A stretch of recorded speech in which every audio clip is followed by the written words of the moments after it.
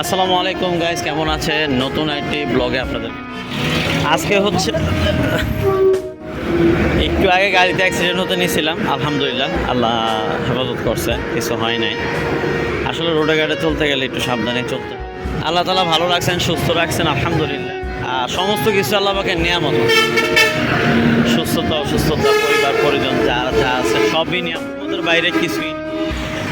আর যখন যে জিনিসটা না থাকে তখন এটার প্রয়োজনটা বোঝা যায়। ফ্যামিলি বাসায় ছিল না, গতকাল সকালে না খেয়েছিলাম, রাতেও মোটামুটি না খাওয়ার মতোই, আর এখনও সকালে না খাওয়া। যদি ফ্যামিলি থাকতো তাহলে কি এত বেলা না খেয়ে থাকা লাগতো? এখন কী খাবো?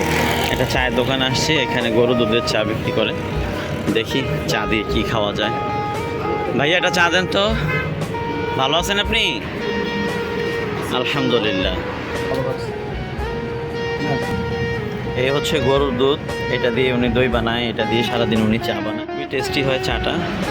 সবসময় খাই না, যেহেতু চা একটু গ্যাস্ট্রিকের প্রবলেম করে, আর যার খাওয়ার অভ্যাস আছে সে তো চা ছাড়া কিছু বোঝে না। একটু তাড়াতাড়ি দেন, অফিসের গাড়ি চলে আসলে উঠে যেত। কেমন আছেন?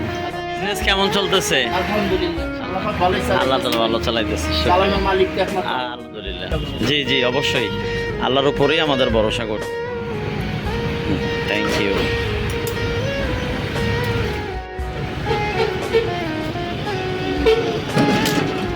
খুব সুন্দর একটি চা দেখতে পেলাম, স্বর আছে। জাযাকাল্লাহ খায়।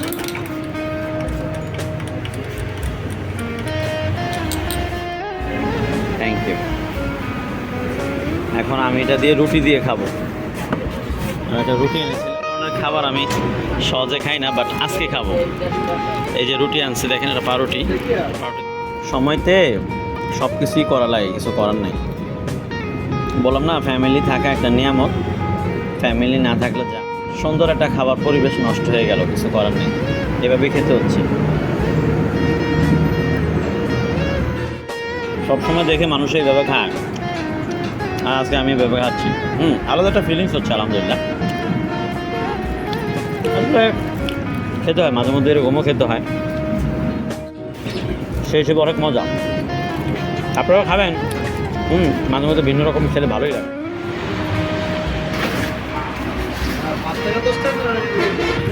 তো পরিশেষে একটি কথা বলতে চাই, আসলে ফ্যামিলি অনেক বড় একটা নিয়ামত। আলহামদুলিল্লাহ, পাউরুটি দিয়ে দুধ চা খেলাম, ভালোই লাগলো। সাথে আমাদের কলিগ উনিও খাচ্ছেন। কেমন লাগতেছে দুধ চাটা? আলাদা একটা ফ্লেভার, যেহেতু খাঁটি গরু দুধের চা আমরা এখানে প্রায় সময় এসে খাই, ভালোই লাগে। আর অ্যাকচুয়ালি বেশি খাবার এটা কিন্তু স্বাস্থ্যের জন্য ক্ষতিকর। আপনারা যখনই খান, দুপুরে রাতে পরিমাণ মতো খেলে আপনাদের ফ্যাট হবে, স্ট্রোকের ঝুঁকি কমে, যে হার্ট অ্যাটাক করে সেটাও সম্ভাবনা কম। এক্সারসাইজটা খুবই দরকার, এক্সারসাইজটা করতে হবে সবসময়। পানি খেতে হবে পরিমাণ মতো। অনেক সময় আমরা পানি খাই না, যেমন আমি এখন নাস্তা খেলাম, পানি কিন্তু গিয়ে একবারে পানি খাবো।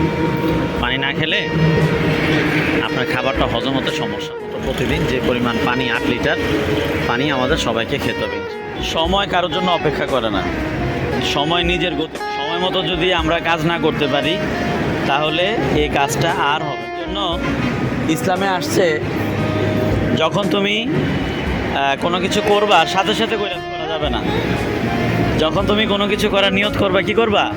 সেটা সাথে সাথে করে ফেলবা, কালকের জন্য বাকি রাখো, কালকের জন্য বাকি রাখো। এই যে বাবু শোনো, বাবা, কালকের জন্য যদি বাকি রাখো তাহলে এটা আর হবে না, ঠিক আছে?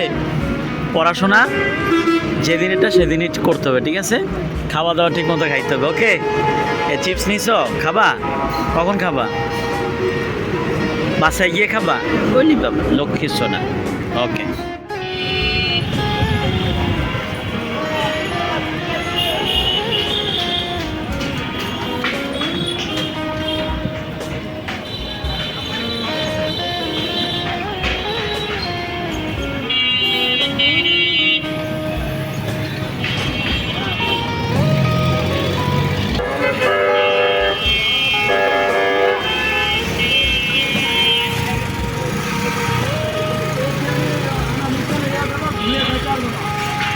এখন ঘুরাইছি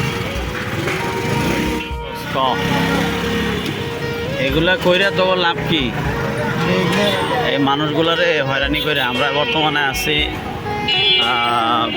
বার্ন হাসপাতাল, মানে বার্ন হাসপাতালের সামনে, বার্ন হাসপাতালের সামনে ঢাকা মেডিকেল কলেজের আগে এখানে ছোট ছোট বক্স বানাচ্ছে আমরা দেখতে পাচ্ছি। ঢাকা শহরে আসা মানেই জ্যাম জট, ব্যস্ততা, অনেক ঝামেলা, তারপর আসতে হয়। সুন্দর খাবার বিক্রি করতেছে রাস্তার পাশে, মজার মজার খাবার, কিন্তু গ্যাসে তো অবস্থা খারাপ হয়ে যাবে। এগুলো খেলে গ্যাসে অবস্থা খারাপ হয়ে যাবে দাদা। আপনার দেশের বাড়ি কই ভাইজান? রংপুর। তাই, রংপুর। এখানে কোথায় থাকেন? ওদিকে খিলগাঁও। খিলগাঁও।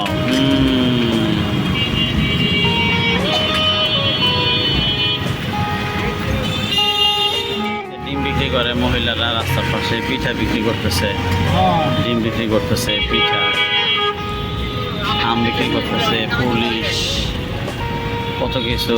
এই যে ফল বিক্রি করতেছে হাসপাতালের সামনে।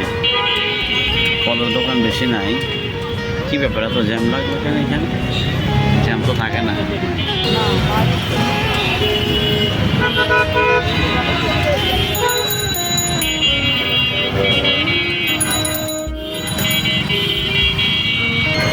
সুন্দর একটি দুইতলা বাস দেখতে পাচ্ছি অনেকদিন পর। দুইতলা বাস অনেকদিন হলো চড়া হয় না। মোটরসাইকেল, সুন্দর সুন্দর মোটরসাইকেল, অনেক সুন্দর লাগে। আরেকটা দুইতলা বাস, আরেকটা দুইতলা বাস দেখতে পাচ্ছি। অ্যাম্বুলেন্স দেখতে পাচ্ছি,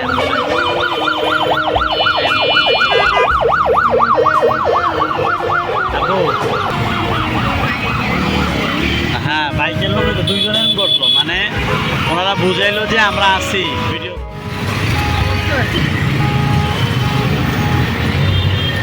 জ্যাম জটের কথা চিন্তা করলে ঢাকায় আসতে ভালো লাগে না, জানেন আপনি? অনেক কষ্ট হয় ঢাকায় আসলে, অনেক খারাপ। জ্যাম জট তো থাকবোই নাকি, তারপরে তো যাইতে হয়। থাকবে। 18-19 কোটি মানুষের মধ্যে 13 কোটি মানুষ ঢাকা শহরে বসবাস করে। হ্যাঁ হ্যাঁ, আপনি তো এই রাস্তা দিয়ে প্রতিদিন চলাচল করেন না, আপনার অভিজ্ঞতা কেমন এই রাস্তার প্রতি? আচ্ছা, অভিজ্ঞতা ভালোই। এমনি রাত্রে কেউ ডিস্টার্ব করে?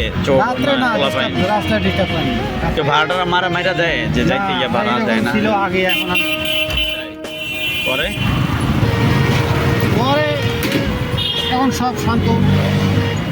ও আচ্ছা আচ্ছা, সরকার নাই, ঝামেলা নাই, এই তো। ঝামেলা নেই। আচ্ছা।